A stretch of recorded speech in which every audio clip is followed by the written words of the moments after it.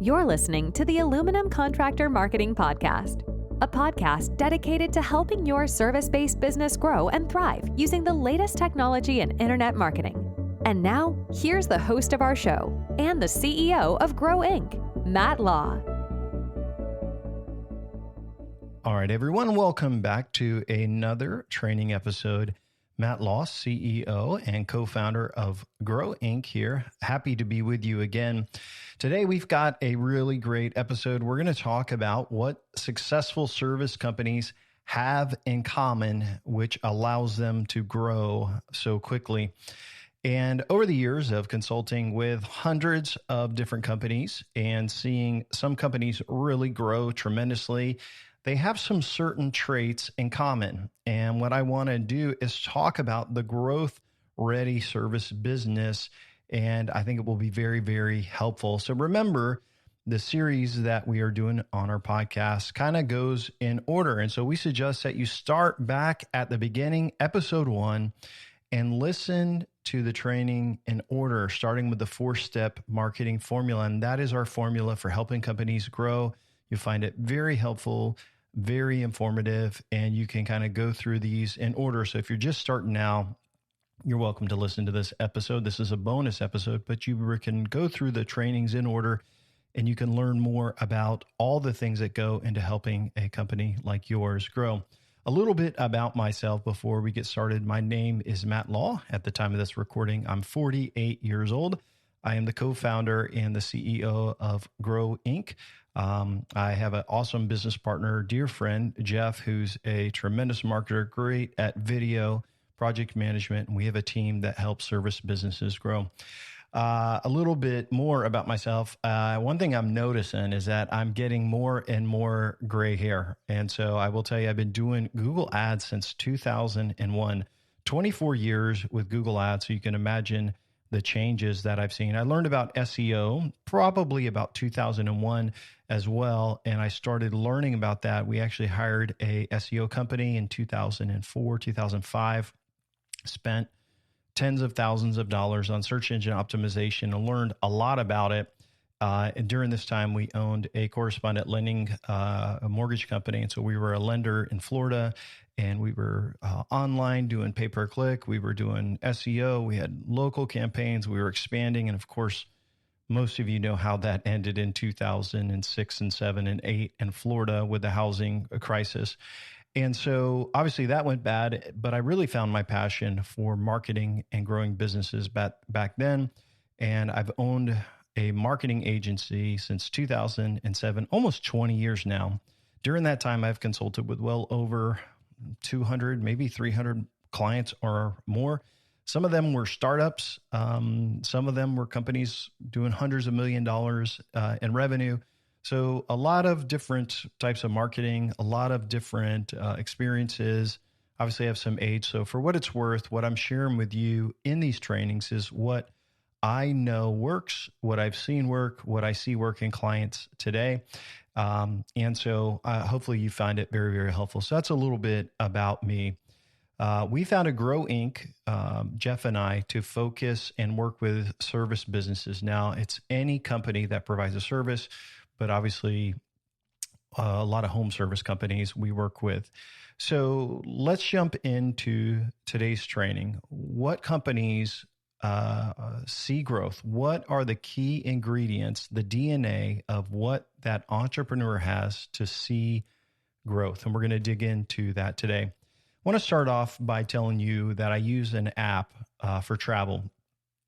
It's good if you travel a lot, and I'll share it with you. It's called TripIt. And basically, all of your travel itineraries, you get Wikipedia, American, Delta, whatever your email confirmations, you just forward it from that main account, and it will add it to an itinerary. So when I go and I travel and consult with clients, it's great. I just forward all my reservations, and I can see all my flights. I can see all of the hotel details, all of that. I usually Uber, so I don't have to worry about a car, but it's all in one app. One thing that it's pretty interesting is it will tell you how many miles you traveled. And in 2024, I traveled 21,000 business miles. Think about that, 21,000 business miles. So most of our clients come from our podcast or from our books on Amazon. They're listeners just like you. They schedule a time with us, and sometimes they're not a good fit for our company. And we say, hey, we can't really help you. Sometimes their growth is like they're already doing things right, so we don't take them on. Sometimes we're not a good fit for them, and they're not what they're looking for. They want someone to do piecemeal, which we really don't focus on piecemeal. We try to do everything to help a company grow. And so 21,000 miles last year.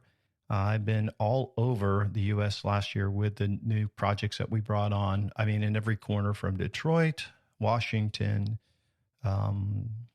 Arizona, New England, Mid-Atlantic, and Florida. We've had clients from all over. And if I want to go back through the last 17, 18 years of running a marketing agency, I can tell you there are specific things that make a company grow. And there are specific things that owners do that sabotage to keep their growth. It's a lid on their growth. And so today we are talking about who sees success, who struggles and sabotages themselves, who starts to win and then kills it, who doesn't win at all. And so I want to start a little bit with the numbers. So last year, our new clients had growth between 40%, which was the lowest, 40 is like 46. And we had clients that actually doubled their revenues year over year. So this is new clients that came on last year, and now we're a year later. This is their year over year growth.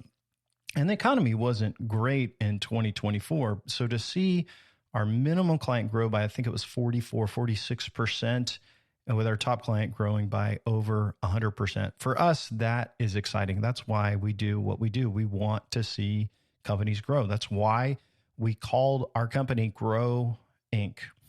And so for our existing clients, we also saw continued growth between 20 to 40%, depending on what stage of growth they're at and how much market saturation they have. So they had all of our clients experienced tremendous growth, with the exception of just one client who did not stay on very long. And I'll kind of expound on that as we go. So all of our clients, with the exception of one company, saw tremendous growth.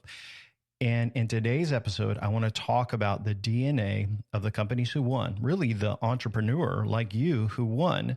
And I also want to compare that to the last 18 years of owning marketing agencies. And I'll share about the companies that I've seen fail as well. So are you an ideal company for growth? Are you going to see success? I don't know. But here's the thing that I think the ideal growth companies have. First of all, they have to have a deep desire to keep searching for answers. And what causes that is that they have tried before and they have failed. They've tried to grow and they failed. And it's this internal thing inside of every entrepreneur that says, no, there has to be a way. I've got to be able to figure this out.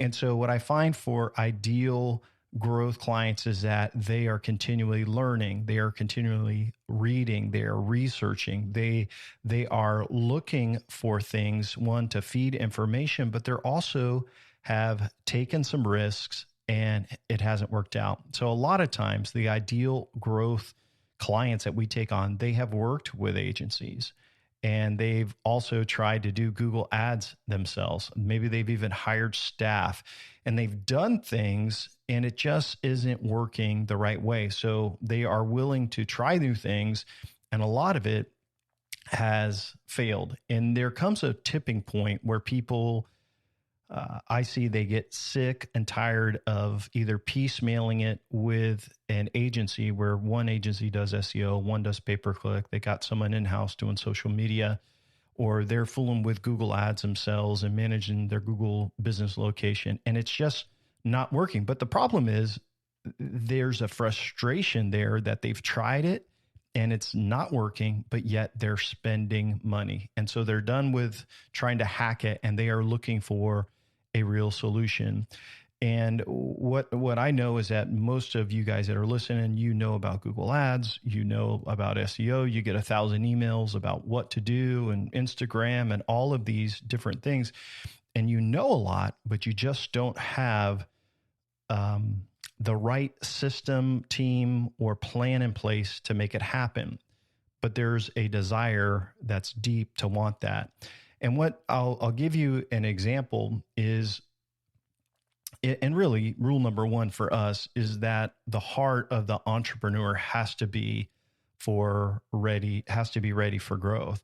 And in many cases, our clients have hired multiple agencies before us. We actually are thankful if they do that, because in when we take on a new client, if they've never worked with an agency, it's hard for them to even compare what we do and what a grow partnership is versus, working with an agency. And so we literally do all of the things that are in our podcast. So if you listen to all of our trainings and kind of go through that, all the things that we do, most of the cases we can do all of that for less money than what a lot of agencies charge. And it's just because of our business model and the way our pricing is structured, our overhead. And so if you listen to the podcast and you say, man, that's a lot of ideas, we actually implement all of this for clients. And a lot of times it's less than what they're paying an agency. Sometimes it's a little bit more, but it just depends.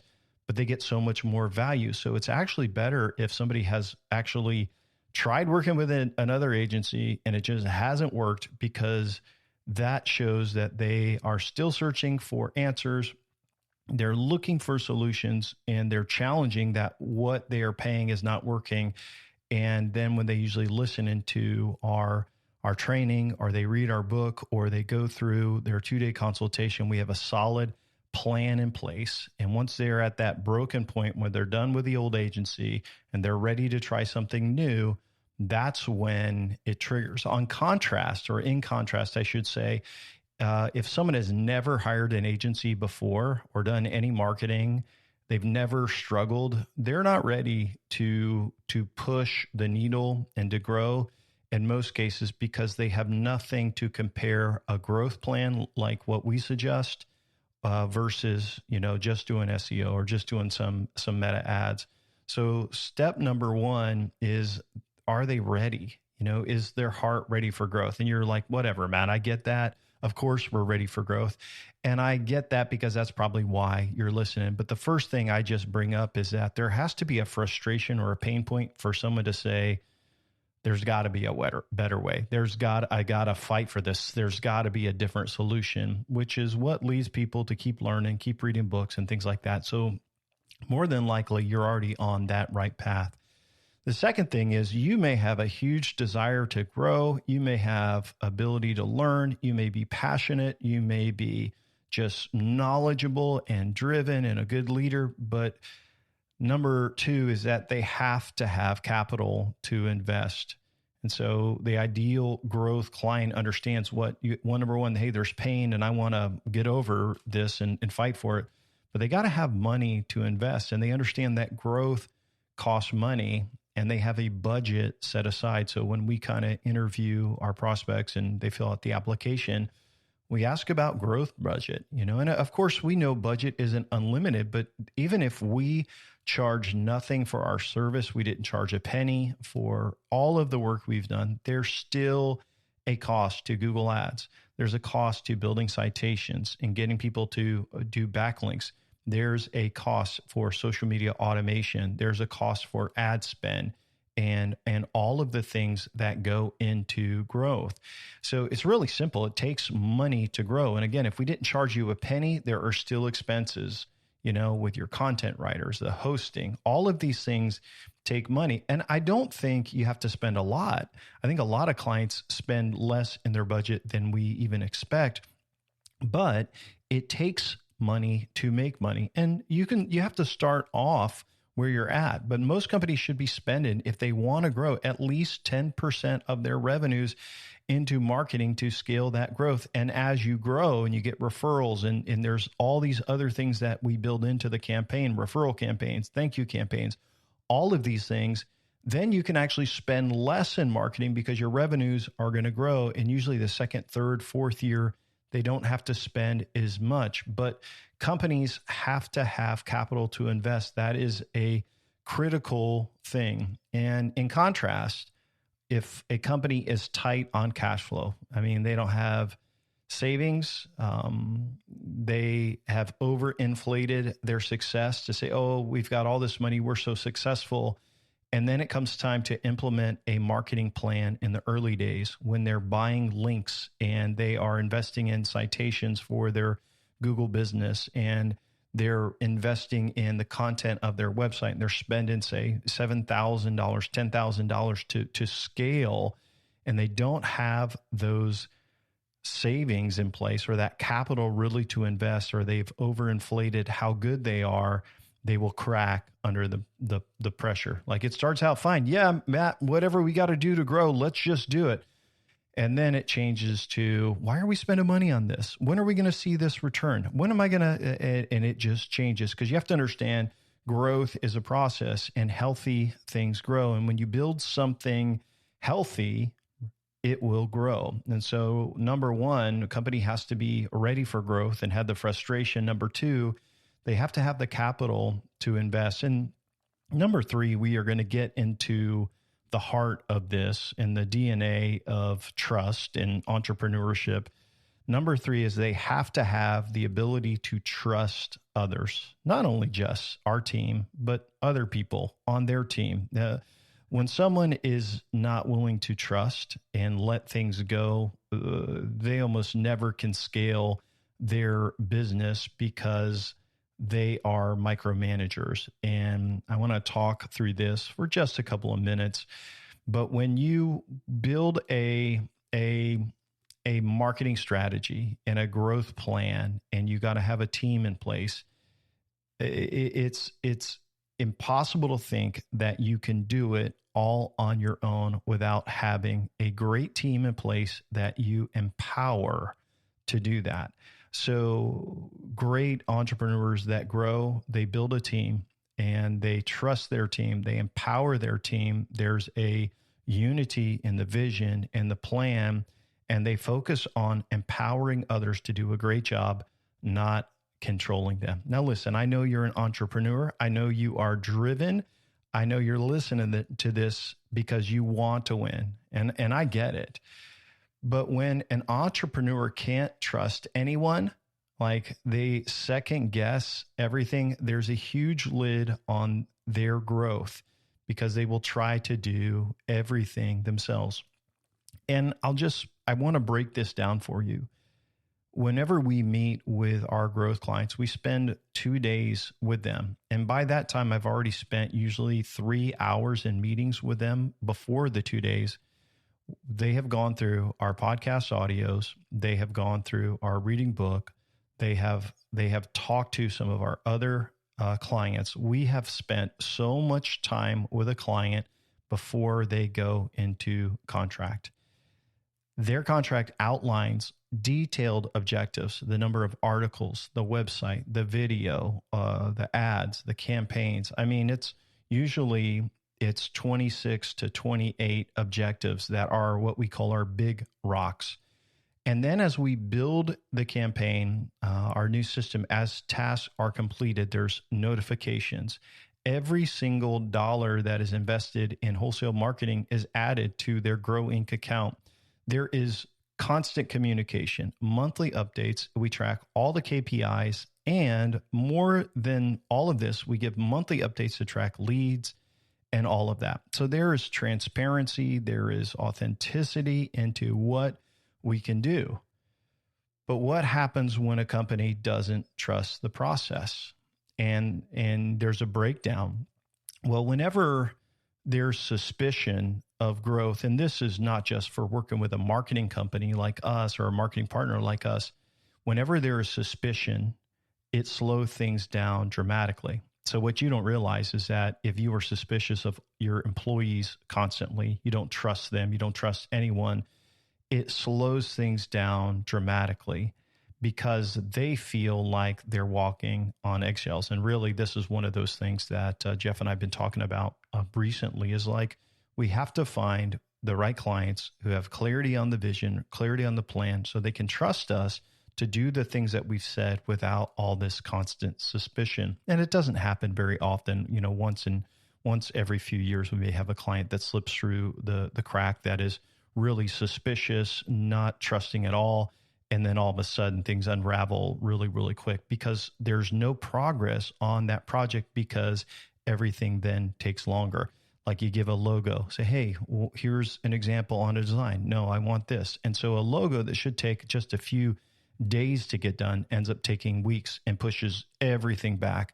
Every word on the website takes weeks. Oh, we got to change this. We got to change this. And it's perfectionism, but really it's control of the business owner who wants to control it, which it's their right to control. But what happens is they then have a job to manage everybody else. And as a entrepreneur, your job isn't to just manage everyone. Your job should be to find the right people, to put them in that spot to do their job, and then not have to worry about it. But for the controlling, business owner that has to control everything, they will always be limited by growth. And here's why: they're going to have turnover with their marketing agencies. They're going to have turnover with their staff. Their staff is going to feel untrusted. Their staff isn't going to be empowered to do their job. And what I see is whenever we have a business owner like that, there's a huge lid on their growth.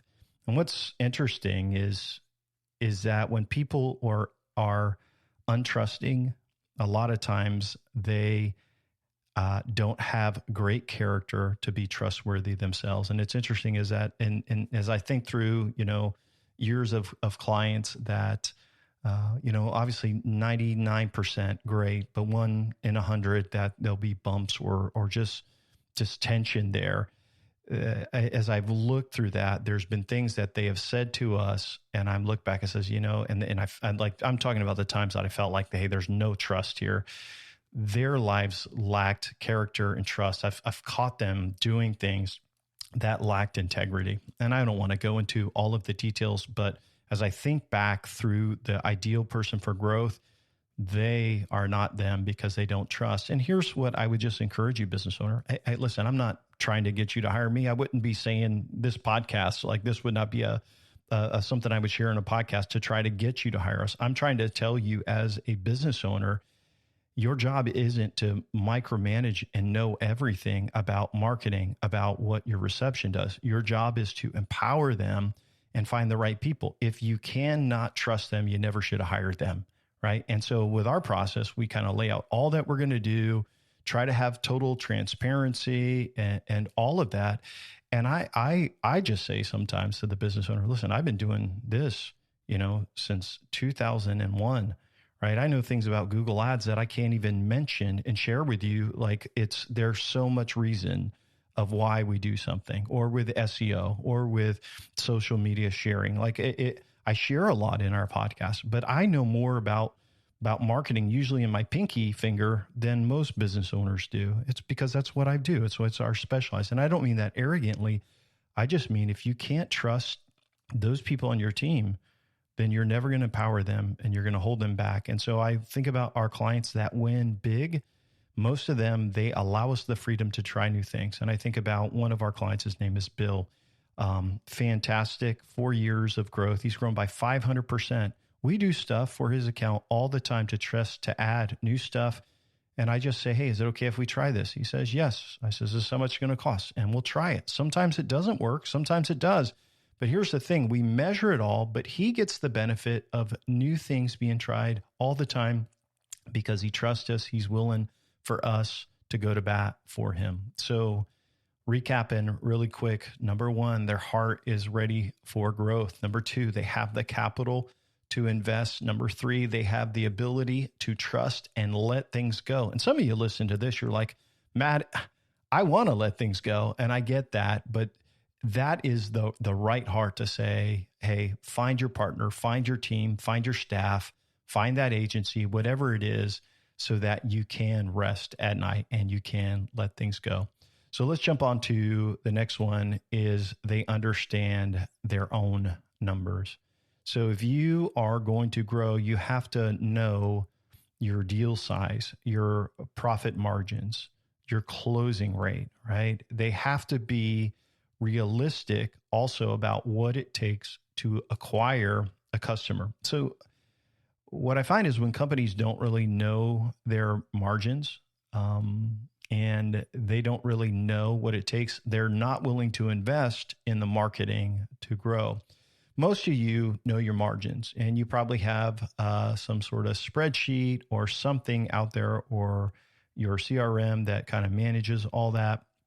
But I've met companies sometimes that are like, yeah, I want to be, I want to hit $50 million in the next few years. I want to scale, I want to grow. And they have great big plans, right? But meanwhile, they're starting at probably barely over $1 million in revenue. They're really immature. There's no team, there's no staff, like there's nothing in place. Maybe a small team and doing $1 million. And so they're like, hey, whoa, I can't spend $500 on this. I can't spend $500 on this website video, or I can't spend this capital on this, not realizing what the average cost per customer is. And so if your average job is worth X amount of dollars and they give you referrals, then that number goes up. If they do multiple projects with you, that number goes up as well. And so you have to know what the lifetime value of the customer is. They have to really know their numbers, and it has to make sense to them that, hey, this investment is worth it because in the long run, it is going to pay off for if I invest. Same with Google ads or, local service ads or Bing ads, which are on the Microsoft and Yahoo network. Like there's lots of channels, if you're investing in meta advertising, remarketing, retargeting, email campaigns, referral campaigns, they all work together. And if you don't know your ROI, it won't make sense. So one of the things we usually do for clients is we'll do print marketing folders, which is like a leave behind, has our unique selling points in there.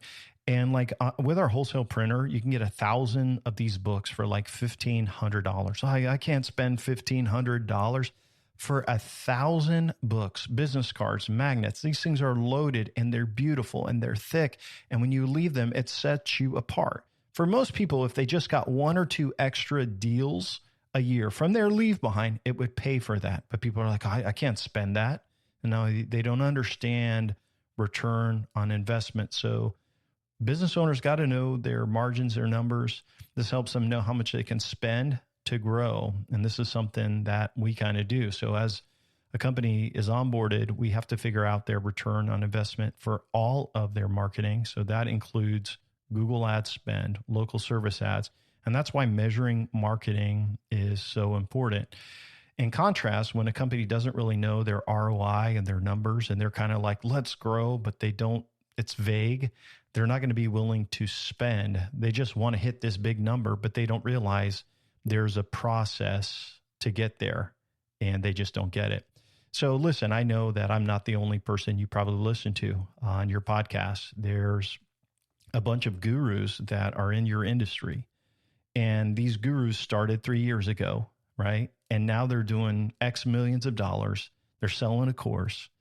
But what they don't tell you, the gurus don't tell you, is the millions of dollars they spent to hit those numbers. They spent millions of dollars in ads to be successful, because there is no shortcuts in life. There's no shortcuts in marketing. And so in the 4-step marketing approach, it's very holistic. It's every best practice. And what I from time to time, I'll hear these conversations or have these conversations, and I kind of chuckle because they're like, hey, there's this one thing that you can do, this one hack, and it's this type of ad, or it's a video reel, or it's a meta post, or it's Google local. And they put, oh, hey, this is what they did, and this is what we need to do. They'll say to me, and I say, hey, that's part of the marketing strategy. I agree. That's the number one thing we've got to do. That's the only thing we need to do. And what they don't understand is every market is different, right? Every situation's different. They may be in a different type of business. They may have bought a company and grew it, and it already had an established reputation. or they could actually maybe be onto something that is a good thing. Even if it is a good thing, the thing is you can have all of your eggs in one basket. And here's what I will tell you. Google loves to make changes on SEO. Google loves to make changes on local rankings in the map section. Meta loves to change the types of ads you can run and the different types of targeting. Everything in marketing changes, and you can't have your eggs all in one basket. So you have to know your numbers. You have to be willing to invest in those things that give you ROI, but it also needs to be a balanced approach. So recapping again, heart ready for growth, right? Capital to invest, the ability to trust, understanding your numbers, and then the last one is that you have to have the capacity to handle the growth. Are you ready to handle more leads, more jobs, more sales? You ready to handle the extra chaos that comes with it? And so I see operational capacity as super important. These are good leaders, and you need to be a good leader. And when you think about that, you have to have your team together. You have to have things prepped and ready for grow. And this kind of goes back to the trust. Healthy teams mean healthy growth. If your team hates their job, maybe they hate you, maybe they don't like their boss, they're not going to want you to win. They're not going to work harder and follow up with leads to help your company win. And so they're not going to follow up. And it's important to know that growth isn't overnight, but more exposure equals more leads and more calls.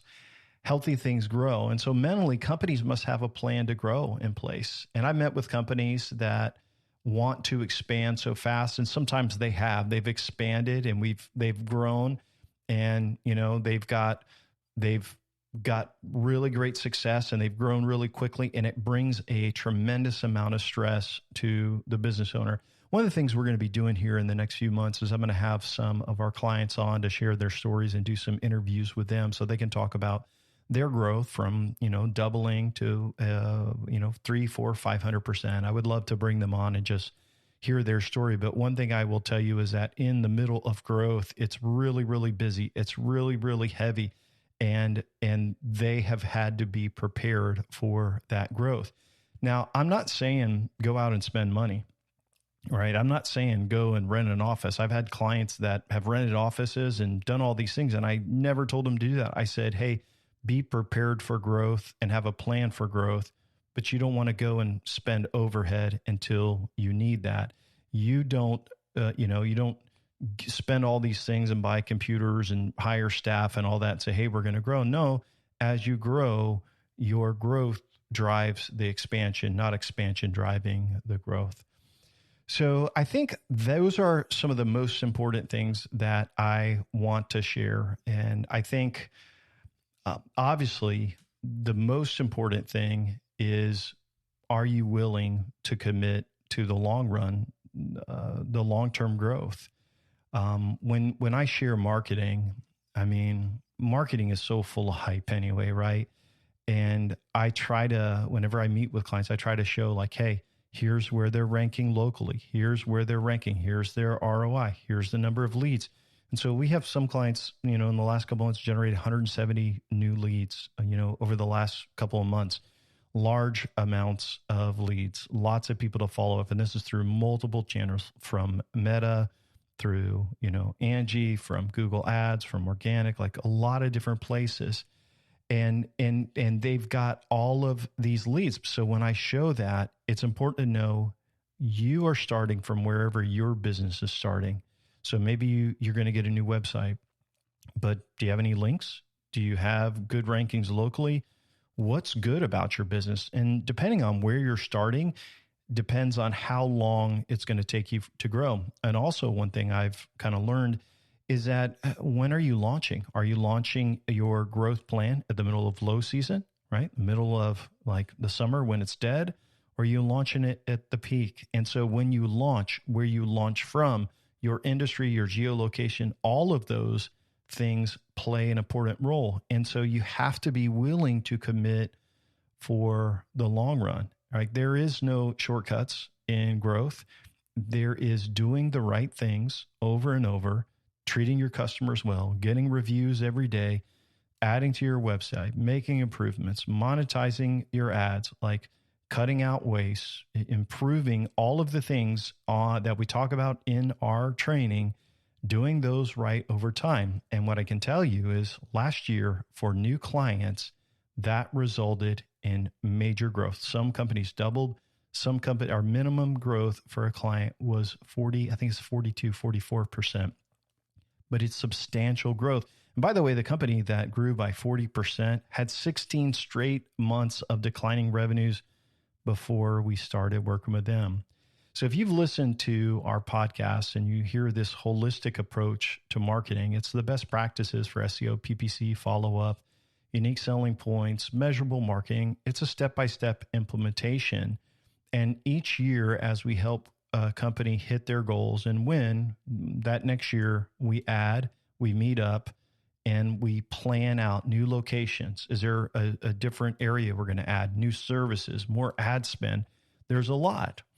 But if a company expects to get rich overnight, they don't understand the process. They are looking to hack their way to growth. They're looking for a hack.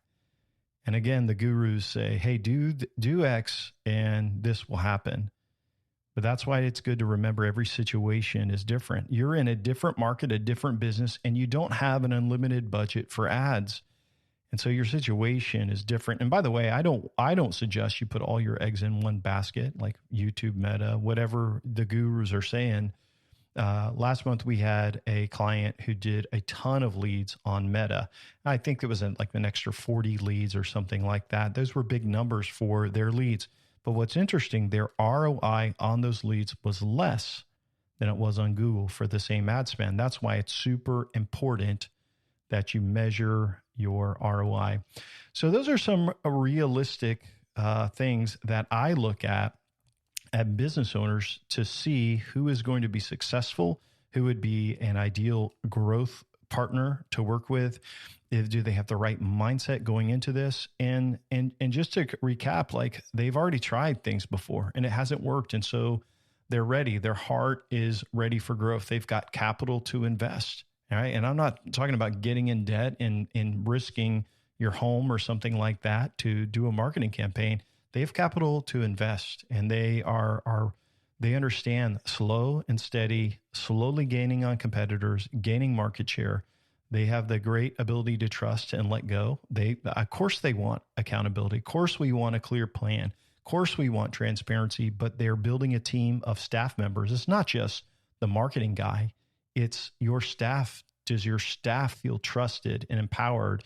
Are they excited about it? Does that business owner know their numbers, the ROI, understand what it means to spend, to grow and gain new customers? Do they understand the lifetime value of their customer?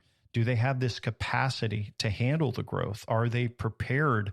Is their team ready? Is there a plan for growth in place? And are they committed to the long run? And if someone thinks success happens overnight, what I find is that they end up sabotaging the entire process. And I've seen companies have some big wins, and then they're like, hey, we want more. And over the years, we've even parted ways with a couple of companies because of unrealistic expectations and said, hey, we're not a good fit because we're winning. And then it's funny is sometimes we've had them come back because they didn't realize how much we were doing to really impact. And so I say that there are always bumps in growth. You read a guru and he says, yeah, it's great. Here's what we did. We went from this to this. And that's all you hear, but you don't realize the fight and the struggle to get there. Marketing, another word for marketing is testing. It's messy. And so, yeah, sometimes there's bugs. Sometimes there's typos. Sometimes there is penalties and changes and delays. And sometimes it's fixing what another company has done to your website or your marketing.